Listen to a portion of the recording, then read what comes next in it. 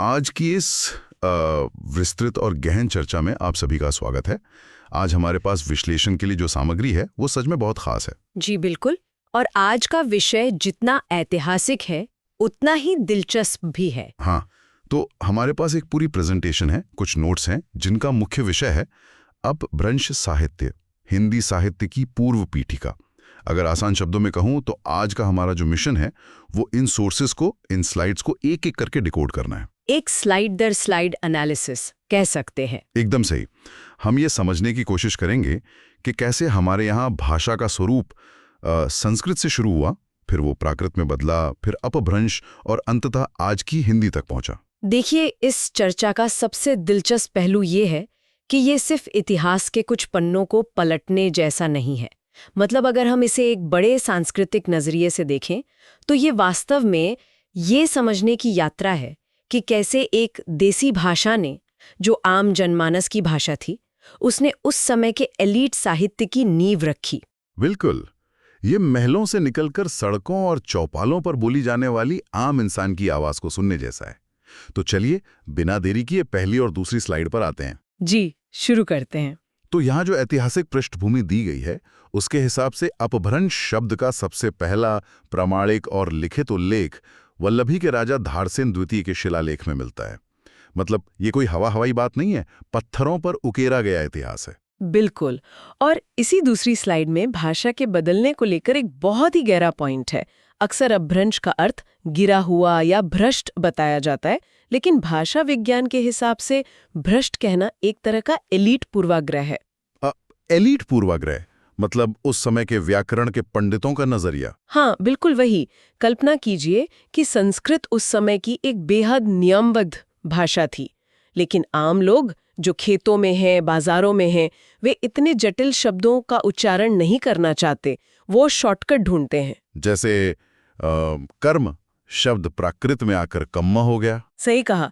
अब ये जो सरलीकरण की प्रक्रिया थी, जब ये प्राकृत से भी आगे बढ़ी और भाषा एकदम लोक व्यवहार के अनुकूल हो गई, तो पंडितों ने उसे अपभ्रंश कह दिया। लेकिन असल में ये कोई पतन नहीं था, ये तो अभिव्यक्ति का लोकतंत्रीकरण था। ये तो बिल्कुल वैसा ही है जैसे आज हम इंटरनेट पर शब्दों को छोटा कर देते हैं। खैर, इसी ऐतिहासिक संदर्भ में हमारी स्लाइड में आचार्य रामचंद्र शुक्ल जी का एक बहुत ही दिलचस्प कोट भी दिया गया है। हाँ, शुक्ल जी का वो अवलोकन बहुत ही सटीक है। वो बताते हैं कि उस दौर में एक अजीब सी भाषाई पहचान विकसित हो गई थी। अगर कोई गाथा या गाहा कहता था तो लोग तुरंत समझ जाते थे कि ये प्राकृत भाषा की बात हो रही है। और ठीक उसी तरह जब कोई दोहा या दोहा कहता था तो उसका सीधा अर्थ अपभ्रंश से लिया जाता था। बिल्कुल। लेकिन ये बात मुझे थोड़ी चौंकाती है। मतलब एक कविता का प्रकार, एक छंद, पूरी की पूरी भाषा का पर्याय कैसे बन सकता है? यही तो इस बात का सबसे बड़ा टेकअवे है। सोचिए, एक विशेष प्रकार की लय आम लोगों के बीच इतनी पॉपुलर हो गई कि लोग उस लय को सुनते ही भाषा पहचान लेते थे। दोहा उस समय के समाज की धड़कन बन गया था। सच में हैरान करने वाला है। अब अगर हम अपनी तीसरी और चौथी स्लाइड पर आगे बढ़ें तो यहाँ हमारी मुलाकात इस काल के सबसे बड़े रचनाकारों में से एक से होती है। 8वीं सदी के महान कवि स्वयंभू जी, लगभग 783 ईस्वी का समय। और इनके व्यक्तित्व में एक बहुत ही रोचक विरोधाभास है। स्वयंभू ने अपने लेखन में खुद को कुकवि कहा है, यानी बुरा कवि। हाँ, और दूसरी तरफ डॉक्टर भाइनी ने उन्हें अपभ्रंश का वाल्मीकि और डॉक्टर रामकुमार वर्मा ने हिंदी का प्रथम कवि की उपाधि दी। ये जो विनम्रता है ये शायद महान रचनाकारों की क्लासिक पहचान होती है। मैं भी यही मानती हूँ। वे जितना बड़ा सृजन करते हैं खुद को उतना ही छोटा मानते हैं।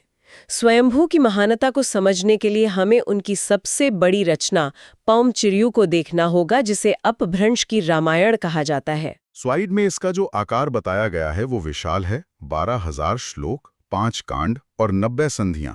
यहाँ संधि का मतलब अध्यायों से है। ये कोई साधारण काम नहीं था। स्वयंभू ने अपनी इस भाषा को बहुत ही गर्व के साथ देशी भाषा कहा था। और इसी पौंचर्यू से जुड़ा एक बहुत ही भावुक ऐतिहासिक प्रसंग भी चौथी स्लाइड में है। इन 90 संधियों में से 83 संधियां स्वयंभू ने लिखी, लेकिन वो इसे पूरा नहीं कर पाए। जी, बाकी की 7 संधियां उनके पुत्र त्रिभुवन ने पूरी की। मुझे लगता है कि एक पिता के अधूरे काम को बेटे द्वारा अंजाम तक पहुंचाना इस महाकाव्य को और भी खास बना देता है। निस्संदेह। लेकिन स्वयंभू का योगदान सिर्फ राम कथा तक सीमित नहीं है। अगर हम साहित्य के क्राफ्ट की बात करें तो स्वयंभू ने जिस कड़वक शैली का प्रयोग किया वो एक बहुत बड़ा माइलस्टोन है। तो ये कड़वक शैली असल में होती क्या है? क्या आप इसे थोड़ा आसान शब्दों में समझा सकती हैं? समझ सकते हैं। इसमें कवि पहले 7 चौपाइयां लिखता है। चौपाई की गति थोड़ी तेज होती है जो कहानी को तेजी से आगे बढ़ाती है। अच्छा। और उन 7 चौपाइयों के तुरंत बाद एक दोहा रखा जाता है। दोहा एक ठहराव की तरह काम करता है। यह गति को धीमा करता है और श्रोता को सोचने का समय देता है। ये तो बिल्कुल वैसा ही है जो हम तुलसीदास जी के रामचरितमानस में देखते हैं। आपने बिल्कुल सही कनेक्ट किया। यही वो आर्किटेक्चर है जिसने आगे चलकर हिंदी के महान काव्यों को आकार दिया। स्वयंभू ने उस लय की खोज कर ली थी जो भारतीय कानों को सबसे ज्यादा प्रिय लगने वाली थी। अद्भुत। इसके अलावा स्लाइड में उनकी कुछ अन्य रचनाओं जैसे रिठणेमी चरियों और स्वयंभू छंद का भी जिक्र है। अब यहाँ से कहानी एक नया मोड़ लेती है। हम 5वीं और 6ठी स्लाइड पर आते हैं जो हमें सीधे 10वीं सदी में ले जाती है, जहां हमारी मुलाकात पुष्पदंत से होती है। हाँ, और स्वयंभू की विनम्रता के बिल्कुल विपरीत पुष्पदंत का मिजाज एकदम अलग था। उन्हें अभिमान मेरु, कविकुल तिलक और काव्य रत्नाकर जैसी उपाधियां मिली थीं। अभिमान मेरु मतलब जिसका अहंकार सुमेरु पर्वत जितना ऊंचा हो। बिल्कुल। वे राजा कुलवीर के आश्रय में थे। शुरुआत में शैव थे, फिर जैन बने। लेकिन यहाँ मेरा एक सवाल है, अगर कोई कवि इतना अभिमानी था तो उस दौर के राजाओं ने उन्हें इतना सम्मान कैसे दिया? देखिए, पुष्पदंत का अहंकार कोई खोखला अहंकार नहीं था। वो उनकी बौद्धिक क्षमता का आत्मविश्वास था और उनका साहित्य इस बात को साबित करता है। पुष्पदंत को अपभ्रंश का वेद व्यास और भवभूति कहा जाता है। उनकी रचना महापुराण के कारण। जी, जिसमें 63 जैन शलाका पुरुषों का बहुत ही भव्य वर्णन है। स्लाइड 6 में कथाओं की विविधता पर भी जोर दिया गया है, जैसे ऋणय कुमार चर्यु और जसहर चर्यु यानी यशोधर चरित। ये यशोधर चरित मुझे बड़ा दिलचस्प लगा क्योंकि ये हिंसा के दुष्परिणामों और जन्म जन्मांतर की कथा है। हाँ, पुष्पदंत सिर्फ देवी देवताओं की स्तुति नहीं कर रहे थे, वे मानव जीवन की जटिलताओं और कर्मों के चक्र पर लिख रहे थे। इसी वैरायटी को देखकर महान विद्वान हजारी प्रसाद द्विवेदी ने कहा था कि पुष्पदंत बहुत शक्ति संपन्न कवि थे और काव्य के सभी रूपों पर उनका पूर्ण अधिकार था। सच में एक असाधारण प्रतिभा। अब अगर हम 7वीं स्लाइड की तरफ बढ़ें तो 12वीं सदी में एक और ऐतिहासिक शख्सियत सामने आती है, हेमचंद्र, जिनका मूल नाम चंगदेव था। जी, और इन्हें गुजरात के सोलंकी राजाओं सिद्धराज, जयसिंह और कुमारपाल का आश्रय मिला था। स्लाइड इन्हें अपभ्रंश का पाणिनि कहती है। और ऐसा इसलिए क्योंकि जब कोई भाषा लोक व्यवहार से उठकर साहित्य की ऊंचाइयों पर पहुंचती है तो उसे एक मानक रूप देने की जरूरत पड़ती है। पाणिनि ने संस्कृत के लिए जो किया, हेमचंद्र ने अपभ्रंश के लिए वही किया। सिद्ध हेमचंद्र शब्दानुशासन के जरिए। बिल्कुल, ये एक विशाल व्याकरण ग्रंथ है जो संस्कृत, प्राकृत और अपभ्रंश तीनों के नियमों को एक साथ समेटता है। इसके अलावा उन्होंने कुमारपाल चरित और देशी नाम माला भी लिखी। देशी नाम माला शायद उस समय के देसी शब्दों की डिक्शनरी रही होगी। एकदम सही। हेमचंद्र ने अपभ्रंश को एक शास्त्रीय गरिमा दे दी थी। अब 8वीं और 9वीं स्लाइड पर आते हैं। यहाँ अपभ्रंश साहित्य की जो विविधता दिखती है वो पुराने साहित्य के बारे में हमारी धारणा को तोड़ देती है।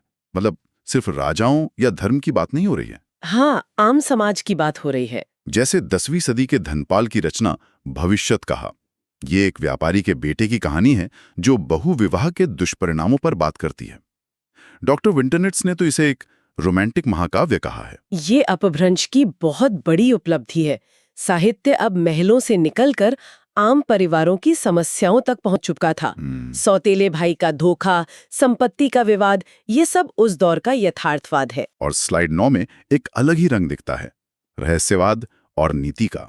जी, 6ठी सदी के कवि जोइंदू का नाम यहाँ बहुत अहम है, जिन्हें अपभ्रंश का सर्वश्रेष्ठ रहस्यवादी कवि माना गया है। बिल्कुल। उनकी परमात्मा प्रकाश और योगसार जैसी रचनाएं इंसान को उसके भीतर झांकने के लिए प्रेरित करती हैं। इसी में 11वीं सदी के मुनि राम सिंह का पाहुड़ दोहा भी है जो इंद्रिय निग्रह और आत्म साधना पर जोर देता है।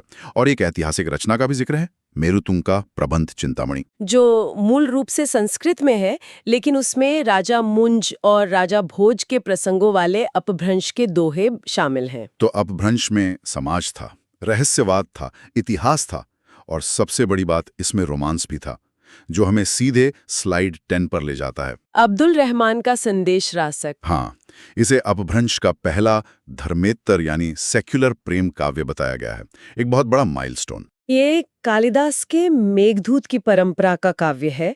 इसमें एक वियोगिनी स्त्री जिसका पति खंभात व्यापार के लिए गया है, वो राहगीर के जरिए संदेश भेजती है।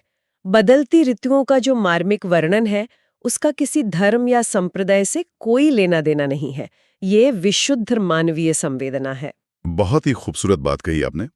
इसी स्लाइड में कुछ और नाम भी हैं, जैसे जिनदत्त सूरी का उपदेश रसायन रास, लक्ष्मीधर का प्राकृत पैंगलम, शालीभद्र सूरी का भरतेश्वर बाहुबली रास और हेमचंद्र सूरी का पृथ्वीराज विजय।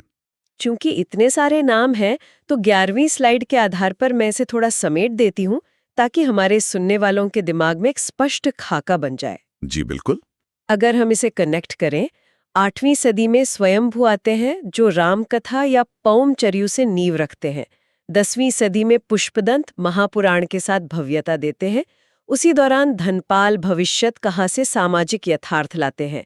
12वीं सदी में हेमचंद्र व्याकरण देते हैं और फिर अब्दुल रहमान मानवीय प्रेम और मुनि राम सिंह आत्मसाधना को शिखर पर ले जाते हैं। ये सारांश सच में इस पूरी टाइमलाइन को एकदम क्लियर कर देता है। अब हम अपनी अंतिम यानी 12वीं स्लाइड पर आते हैं। ये स्लाइड पूरी चर्चा को एक पुल या ब्रिज की तरह दिखाती है।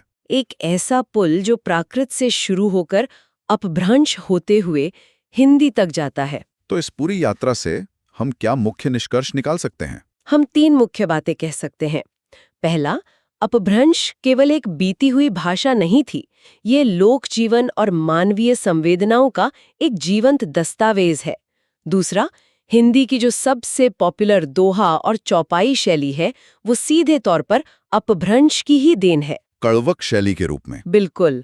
और तीसरा और सबसे अहम निष्कर्ष, यही देशी भाषा या जनभाषा आगे चलकर परिष्कृत होकर पुरानी हिंदी में परिवर्तित हो गई। क्या अद्भुत सफर रहा ये। उस प्राचीन शिलालेख से लेकर आज की हिंदी तक का ये जो सीधा कनेक्शन हमने इन स्लाइड्स के जरिए डिकोड किया, ये वाकई रोंगटे खड़े कर देने वाला है। आज की हिंदी अपनी जड़ें इन महान अपभ्रंश काव्यों में तलाश सकती है। सही कहा। और चर्चा को समाप्त करने से पहले मेरे मन में एक विचार आ रहा है जो मैं साझा करना चाहूंगी। जी बिल्कुल, बताइए। हमने अभी देखा कि अपभ्रंश उस दौर की देसी या आम जनमानस की भाषा थी, जिसे शुरू में विद्वानों ने शायद भ्रष्ट कह दिया था, लेकिन उसी ने हिंदी जैसी परिष्कृत साहित्यिक भाषा को जन्म दिया। सही बात है। तो सोचने वाली बात यह है कि आज के दौर में इंटरनेट या सोशल मीडिया पर इस्तेमाल होने वाली जो स्लैंग या शॉर्टकट भाषा है, जिसे शायद आज के व्याकरण पंडित भ्रष्ट मानते हों, क्या पता आने वाले 500 सालों में वही भविष्य की कोई क्लासिक साहित्यिक भाषा बन जाए। वाह, ये वाकई भाषा के निरंतर बहते रहने वाले स्वभाव पर सोचने पर मजबूर कर देने वाला सवाल है। हमारे सुनने वालों के लिए ये एक बहुत ही गहरा विचार है। तो इसी के साथ हम आज की इस विस्तृत चर्चा को यहीं विराम देते हैं। हमारे साथ जुड़ने और इस साहित्यिक यात्रा को इतना रोचक बनाने के लिए आपका बहुत बहुत शुक्रिया। आपका भी शुक्रिया। सुनते रहिए और अपनी भाषा के इतिहास को महसूस करते रहिए।